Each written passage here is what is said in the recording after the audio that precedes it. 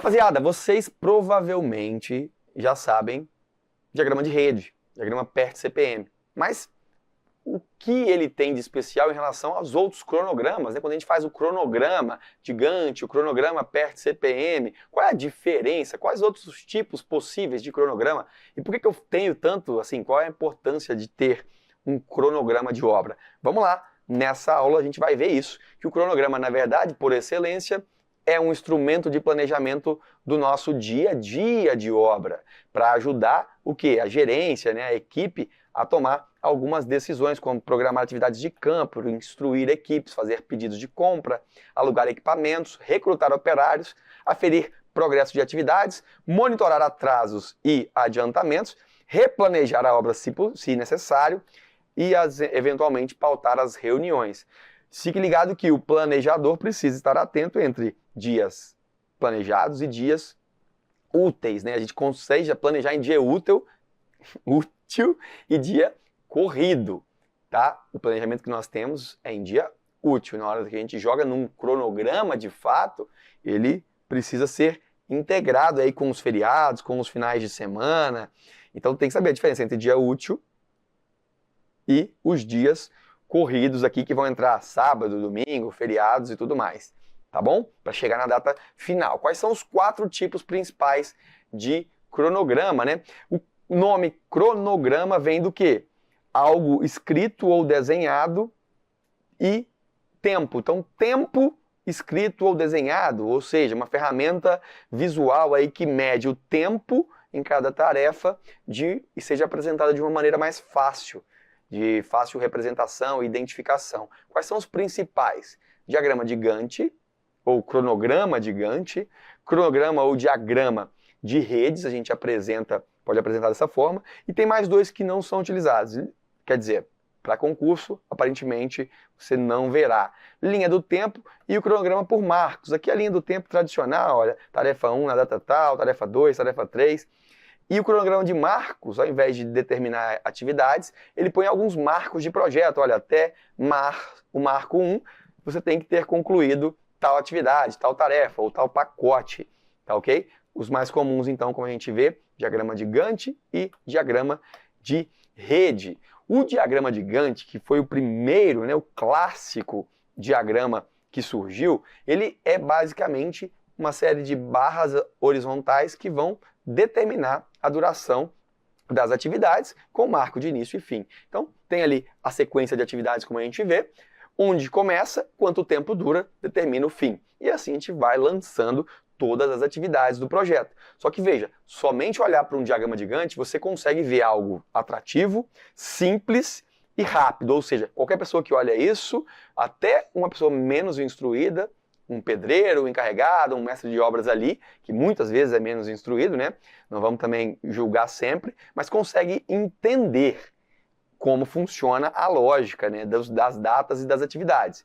Só que ele não representa custo de nenhuma atividade, ele não mostra relação entre atividades. Quem disse que depois de fundação eu vou começar obrigatoriamente, eu preciso começar paredes? Se parede atrasar, será que atrasa alguma sequência, que seria a cobertura? Será que não atrasa? Eu não tenho essa visão simplesmente com o cronograma de Gantt, então não mostra essa relação.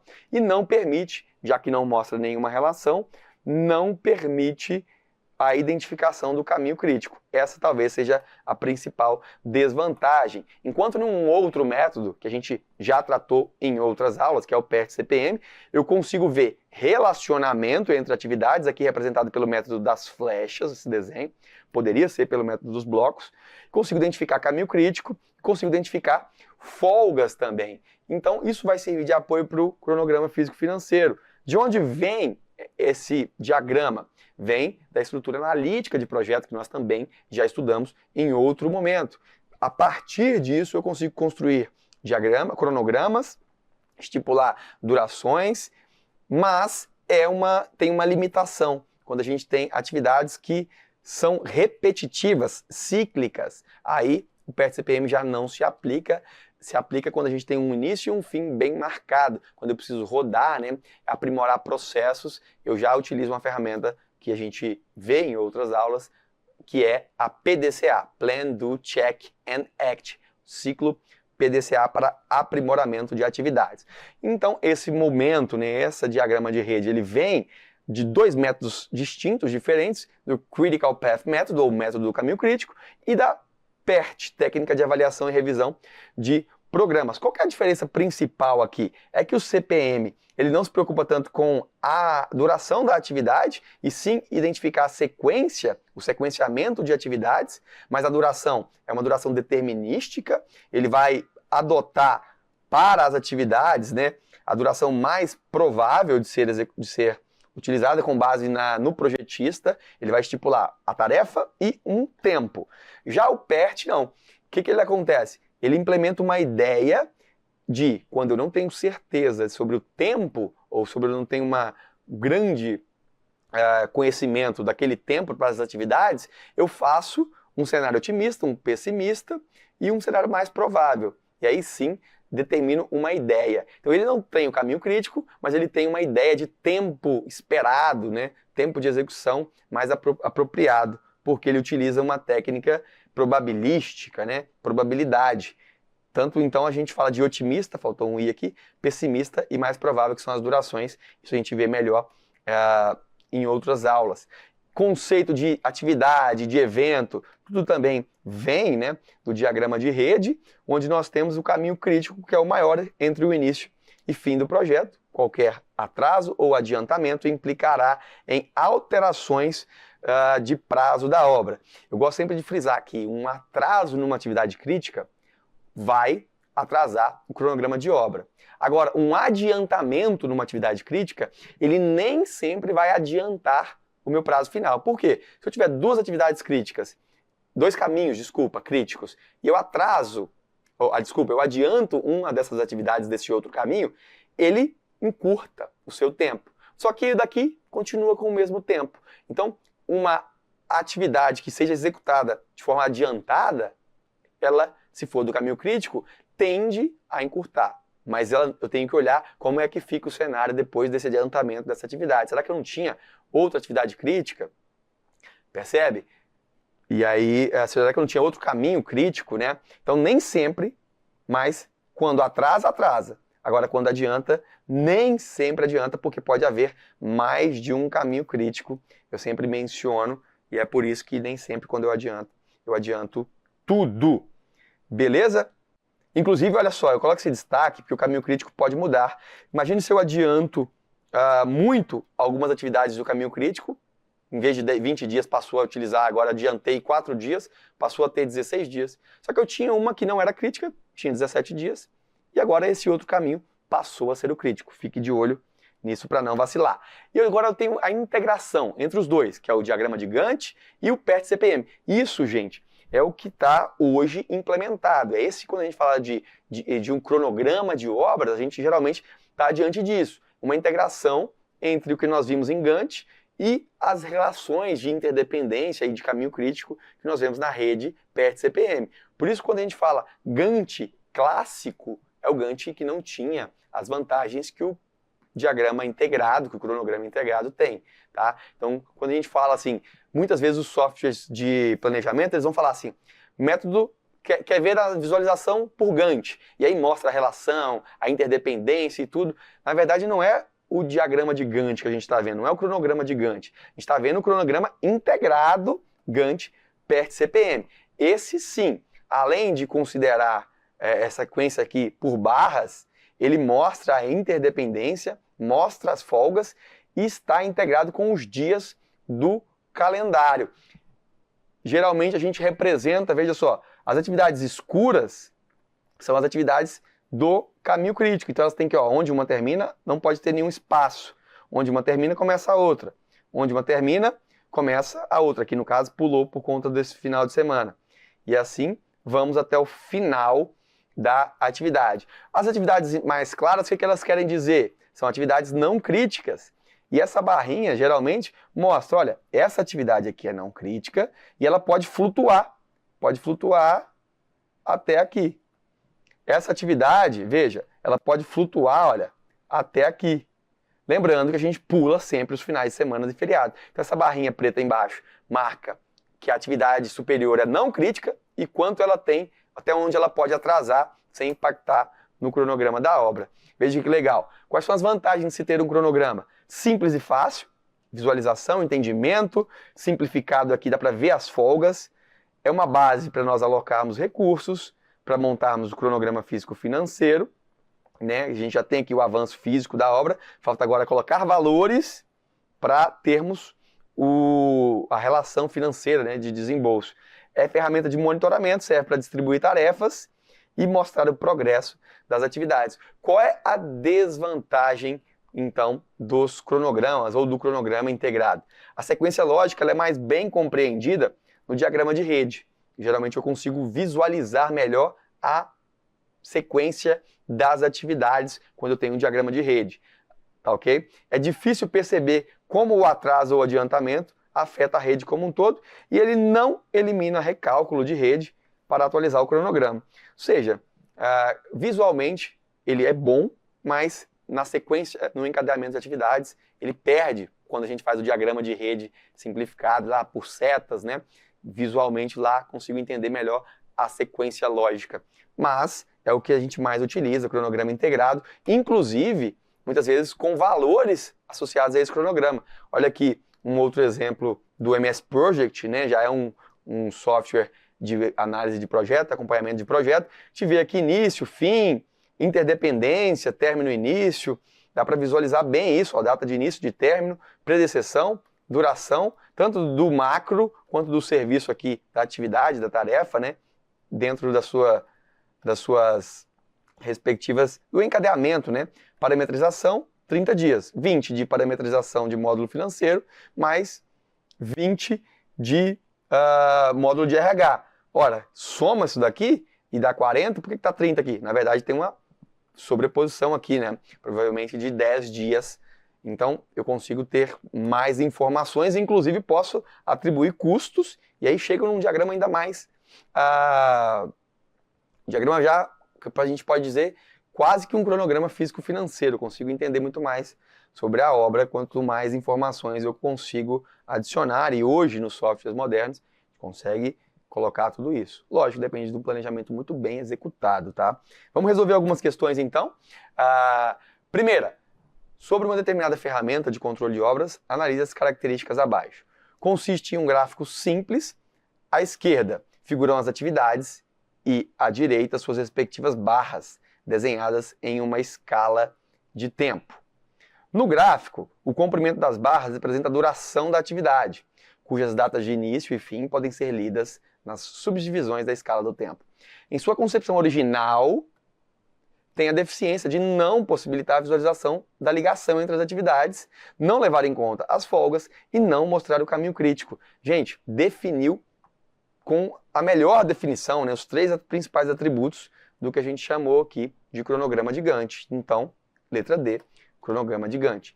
O gráfico ou diagrama, cronograma de Gantt, é uma ferramenta visual para acompanhar e controlar a execução de um projeto, o qual visa identificar tarefas e a controlar prazos de entrega e conclusão. Entre as opções listadas a seguir, assinale a alternativa que não corresponde à função do diagrama de Gantt. Evidenciar informações dos responsáveis por tarefas ou operação, facilitando a comunicação entre as pessoas. Bom, eu vou lá ver o prazo da fundação, vou lá ver o prazo da estrutura, prazo da cobertura. Então, se a gente tiver equipes específicas, nós conseguimos, através das atividades, das tarefas, fazer essa conexão, né? Tudo bem, parece que está correto. Avaliar a relação de interdependência entre as atividades.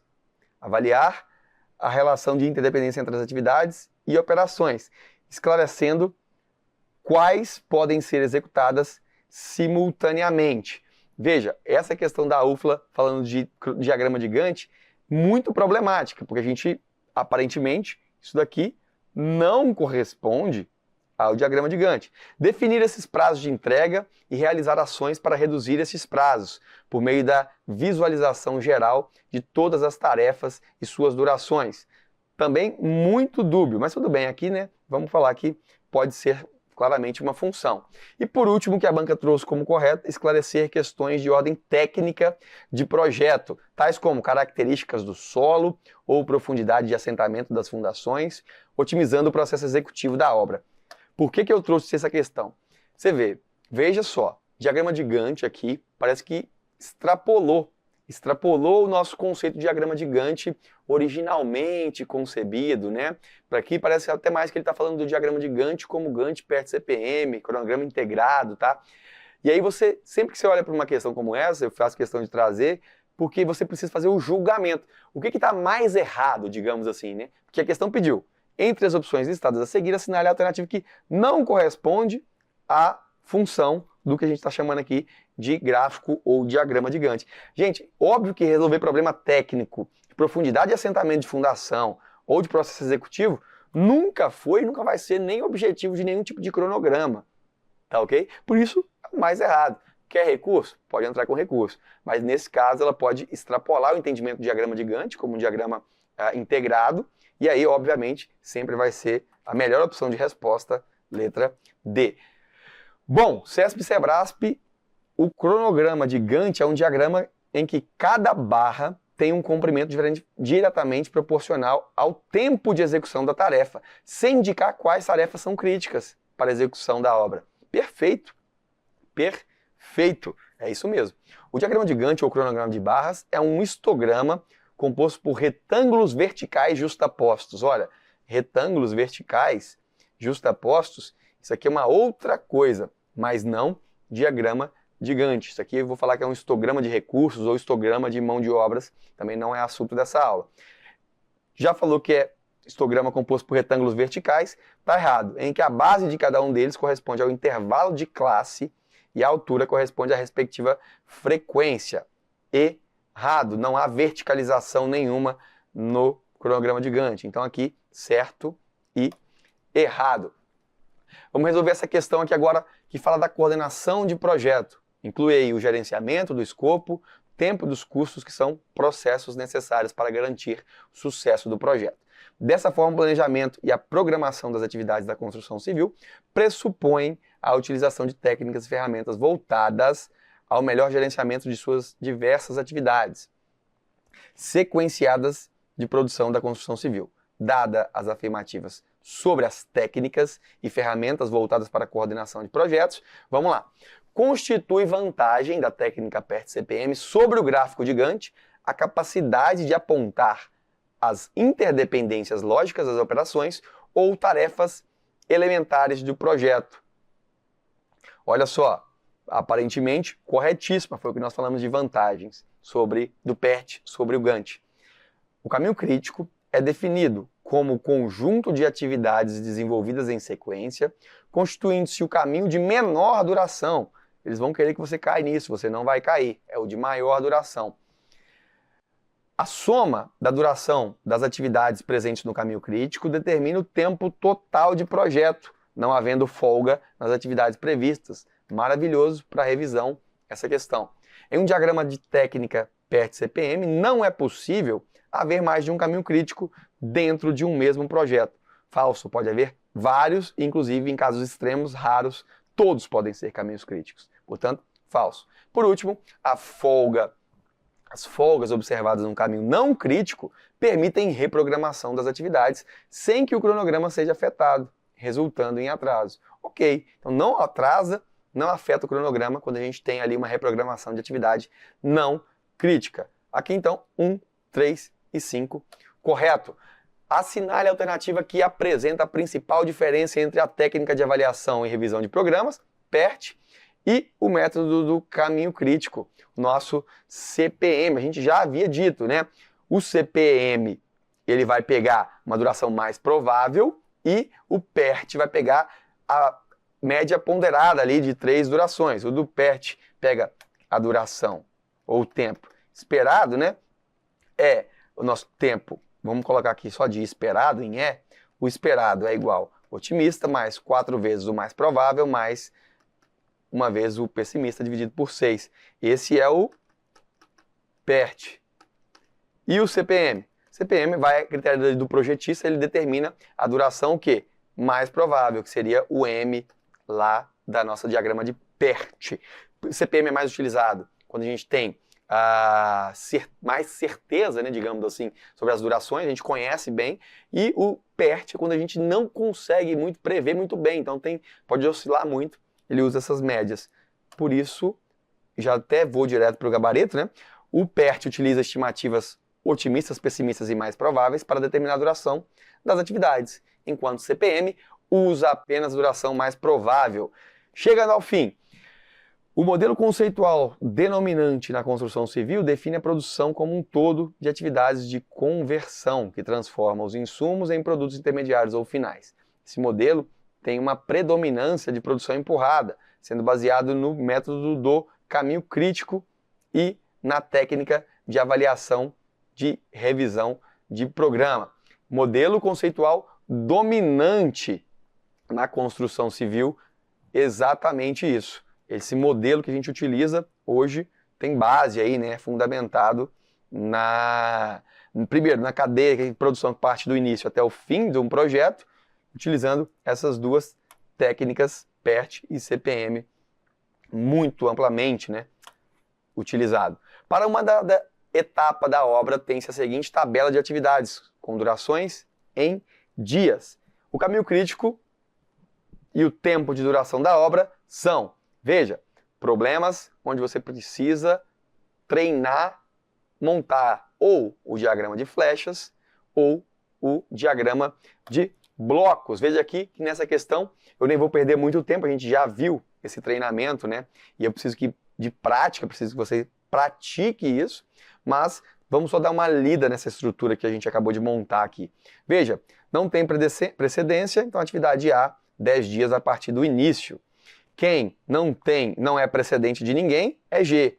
Então, vai estar lá no final. Na montagem, eu vou sempre olhando, olha, B depende de A, tá aqui, B depende de A, dura 15 dias. C depende de B e de D. Então, C tá aqui, ó, depende de B e de D. D depende de A, tá aqui. E depende de D, opa, E tá aqui, depende de D. F depende de A, opa, tá aqui embaixo. E, por último, G. Só que G depende de C, E e F. C chegou aqui, E chegou aqui e F chegou aqui. Faltou só observar uma coisa. C depende de B, mas depende de D. Como que eu faço se ele depende de D e D já foi para o outro caminho? Tenho que criar uma atividade fantasma. Sempre que os caminhos que a gente faz pelo método das flechas, é necessário avaliar se a construção exige uma atividade fantasma. Quando exige, ela fica um pouco mais difícil na hora de desenhar. É os casos ali que geralmente caem em prova quando eu preciso construir, igual a gente construiu aqui. Depois que está tudo pronto, caminho crítico, o maior caminho, neste caso, de 42 dias, indicado em vermelho. Mais uma, o projeto começa com o início da atividade A e acaba com o término da atividade H. De acordo com o quadro, o caminho crítico do projeto é, veja esse diagrama de barras ou de Gantt aqui, com todas essas atividades. E ele destaca algumas atividades que são críticas, começa em A e termina em H. Qual é o meu caminho crítico? Veja, aparentemente eu não consigo identificar com facilidade nesse diagrama. É uma questão, acho que até de um nível avançado. Eu olho para o diagrama, eu não consigo identificar de cara. Mas olha só, quando a gente pega a precedência, se não tivesse a precedência aqui, só essas barrinhas eu não saberia falar. Mas com a precedência, eu extraio do diagrama o tempo de cada atividade. Está aqui, ó, 1 dia, 3 dias, está aqui 1, 2, 3, 4, 5 dias, e tenho a precedência. Então posso, nesse caso aqui, ir criando diagrama de flechas ou de blocos. Se eu olhar aqui, não tem predecessora, marca meu primeiro bloco. Por último, não tem nada sucessor, marca meu último bloco. E assim vou construindo passo a passo o meu diagrama de blocos. Eu deixo para vocês treinarem aqui, olha, a partir do momento que eu determinei a atividade e a duração, a atividade e duração, eu já consigo identificar primeira data de início, primeira data de término. Chegando ao final, eu já achei o caminho crítico, tá? Eu não preciso preencher o bloco todo. Preciso se falar de folga livre, se falar de folga total. Do contrário, aqui eu já identifico. Ó, já identifiquei. Por que eu identifiquei? Porque o caminho crítico não pode ter salto, não pode ter gap. Então ele que vai de 0, que no caso 1, 1, 1, 10, 10, 12, 12. Ou seja, começa e termina e não tem nenhum gap. Qualquer outro caminho que você fizer pelo método dos blocos, você vai identificar algum gap. Quer ver? Começa em 0, termina em 1. Começa em 1, termina em 3. Começa em 4, termina em 10. Começa em 12. Opa! Quebrou aqui e quebrou aqui. Quer ver um outro caminho? 0, 1, 1, 4, 4, 9, 10, 12. Opa, quebrou aqui já. E aí vai. Sempre eu tenho que ter uma sequência, um encadeamento sequencial no caminho crítico. Então aqui eu já consigo tirar de cara. Por isso que se diz mais fácil, embora menos habitual no nosso dia a dia. E poderia sim fazer ali o cálculo das folgas, né? E também da última data de início e última data de término, como nós já vimos na aula específica que a gente fala sobre esse diagrama de blocos. Com isso, eu até fiz questão de identificar alguns cronogramas, veja, eles têm o caminho crítico destacado em negrito. Esse não tinha. Posso, depois de fazê-lo, destacar. E aí a gente vai ver que às vezes, a sua intuição te leva a errar quando você olha esse diagrama. Veja que eu começo na atividade 1, vou lá para a atividade E, que é crítica, volto para D e depois vou para H. Esse é o caminho crítico, tá ok? Inclusive consigo representar as demais folgas aí, né? As folgas para as outras atividades. Mas aqui, estabelecido A, E, D, H e 14 dias é o meu caminho crítico. Falei demais sobre caminho crítico, falei sobre Gantt, CPM, e agora a gente encerra esse assunto e eu espero que você treine e nunca mais erre esse tipo de questão. Valeu? Bora pra frente!